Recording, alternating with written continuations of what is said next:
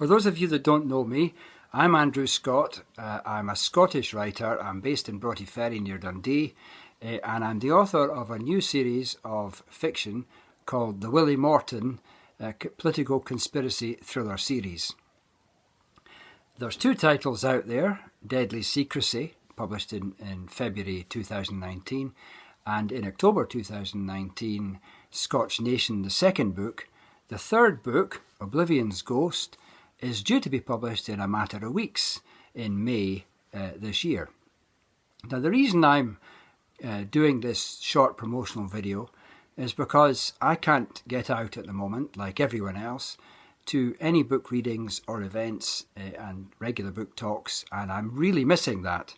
I'm really missing the interaction with a live audience. So because of that, I'm making this short video in the hope of interesting you in the first two books of the series and the forthcoming third book, and also to tell you a little bit about myself and why I am writing this series.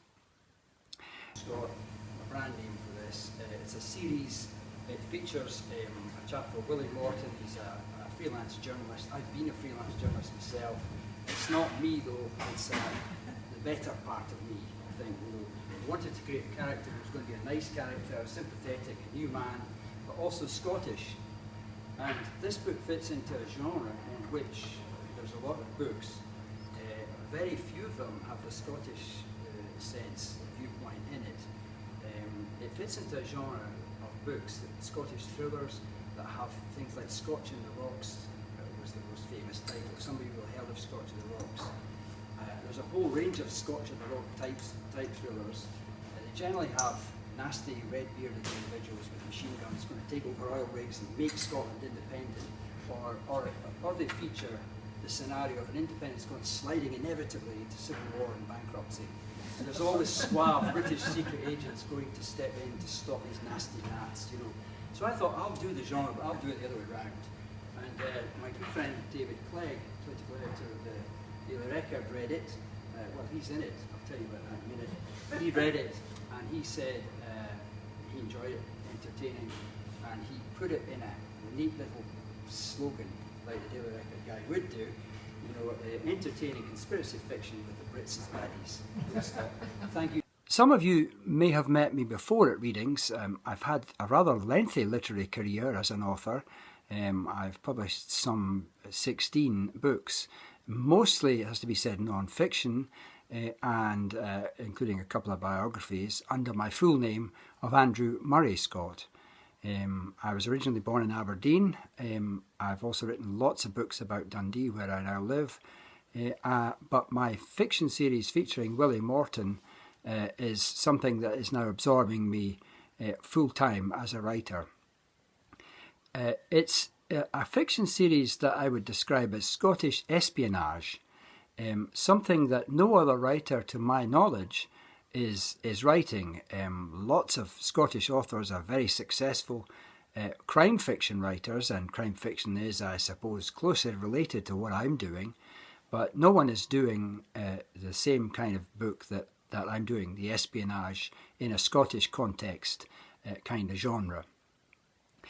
And it's something that I've come to for a couple of reasons. One is I've always liked spy fiction and action and spooks and all that kind of thing, and I know that that's a very popular genre, but I wanted to put it into a Scottish context.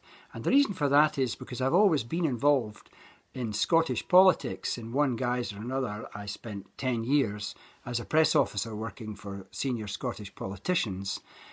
But I've also had, strangely enough, some connection with spooks and spookery, in that when I was very much younger than I am now, a girlfriend of mine actually announced that she had been recruited by MI6. We were living in London at the time, and then she subsequently gave up her job and went off to Geneva working for MI6, which is rather unusual. But I also had connection with other spooks when I was writing another book much earlier in my career, a book called Britain's Secret War, when I came into contact with the establishment and their spies, shall we say. So it's something that's interested me, and I'm doing this as a unique genre. Another thing that I'm very keen to include in my series is the Scottish landscape, the beautiful Scottish landscape that we have. So book 1, Deadly Secrecy, was set mostly in the Highlands, and book 2 in the island of Mull and other places. Book 3 is in Assynt, includes other parts of Scotland too. So I'm very keen to put Scottish landscape into my books, along with a lot of exciting action and believable backgrounds which relate to our current Scottish political context, as it were. I think when Deadly Secrecy first came out, I was very thrilled and excited by the reviews and the reception from readers. And I immediately embarked on a tour of bookshops in the northeast, and some photographs from that tour and some of the wonderful people I met are going to be on the screen while I do a short reading from the novel from Deadly Secrecy. In fact, from the very start of Deadly Secrecy, the brief prologue right at the start of it.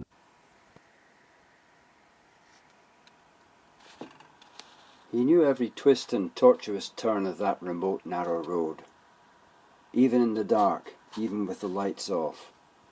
No other traffic at night, and only a faint risk of deer straying onto the road. He'd switched the lights off because he didn't need them. The moon silvered the bends far below, and he could even pick out, on the hillsides, the flicker of quartz or moonbeam on running water. He was running for his life and knew it, even though the sounds of pursuit were now less obvious. They were behind him, but their lights had dropped away a mile or so after the Glenfinnan viaduct. That was nearly 10 minutes ago. He was driving too fast, crammed in over the steering wheel, side window down, listening for engine noise other than his own. With one hand hauling the Volvo Estate's wheel round at the bends, 2 fingers of the other propping his cigarette, his thoughts were jumping and tumbling. Sweat was thick under his chins and around his neck, his shirt collar strangling him and the steering wheel cutting into his gut. But all he could think about was getting away and getting some sleep. He was dead tired, and the stink of soot was all over his clothes. It had been nearly 30 hours since he'd slept because of the fire at his house. He'd been lucky not to suffocate, and after that sleep had proved impossible. Then he'd started north and run into this trouble. He was dead tired. But now he was on home turf, almost within sight of the glistening easternmost edge of that vast deep inlet of the Atlantic known as Loch Ailort. He could almost smell, above the bracken, the salt carried on the sea breeze. Arisaig village was 5 or 6 miles ahead, nearly all downhill, and then he'd be safe. He switched the lights on, but kept the beams dipped, tried to relax. Nearly home. He was less than 20 minutes from his holiday house at Morich Point. His left hand fumbled on the passenger seat among the cartons of packets of gold flake for the briefcase flap, pressed a brass stud and retrieved the revolver inside. His leather brogue stamping heavily on the clutch, he jerked the gear stick down to 2, turned into the next sharp corner, engine complaining discordantly, and brought the gun up close to his face to check that the safety was on. He had always thought of himself as a soldier. There had always been a war to fight. Although he was well past the age of retirement, this last campaign in his homeland had been his greatest fight and had brought him his greatest triumphs, or almost. He had within him the glory of incipient greatness. All he had to do was survive this night, and things would take their course, and he would be a national hero, safe finally from all harm, bathed in the spotlight of public renown. As the headlights flickered weakly around the trees and bends of the South Morar Peninsula, his thoughts momentarily drifted to other battles. The Indian Ocean, chasing Japanese aircraft carriers, his days in Palestine, military intelligence. A fragment of a song was trickling around inside his tired brain. What was it?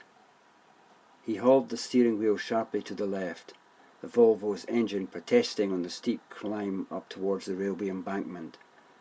Gunned the accelerator at the top, trying to hum the tune, even with a cigarette between his teeth, dislodging a stump of ash, some of which blew into his face.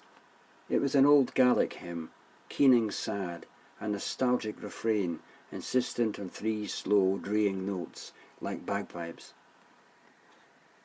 He passed under the railway line and swerved out towards the trees as the road gathered pace and levelled out. Scotland, he felt his heart swell. For Scotland's sake, he must survive. It was vitally important. The headlights flashed suddenly, or some other bright lights, as if they had reflected off something shiny, a tiny pinprick of light just in front of the trees. Surely not another vehicle. He flexed, peering ahead, anticipating a bump, but the car was already leaving the road and flying out over the hillside, tumbling once, twice, bounding forward, spinning round, making hard, crunching contact with rock and heather. A vision of the moon on a deep black loch, and sudden, forlorn recall of all that he had loved, his memory fogged and slipping away.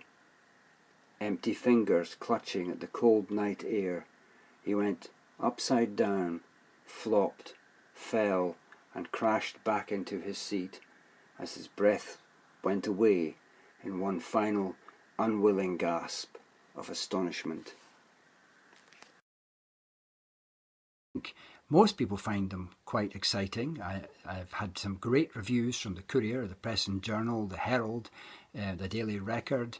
It's been getting quite successful as a series. Most of the people buy the paperbacks at events that I do, but they're also available as ebooks too. And Scotch Nation is an audiobook, which is, if you're interested in audiobooks, I would recommend. For the audiobook, I was lucky enough to get hold of ex-BBC Radio Scotland presenter David Sillars, who's done a very good job at narrating. So I'm hoping that this lockdown will end eventually and COVID-19 will be a thing of the past, and I can get back to what I like to do most, which is meet you, the reader, and to talk to you about my books. But in the meantime, I would like to thank you for your interest in watching this video and hope you will listen to the associated readings that I've attached to it and the connections to my web and other places where you can make contact with me and my writing. But in the meantime, I'd also like to thank you very much just for watching this video and for taking the time to do that. Thank you very much. Goodbye.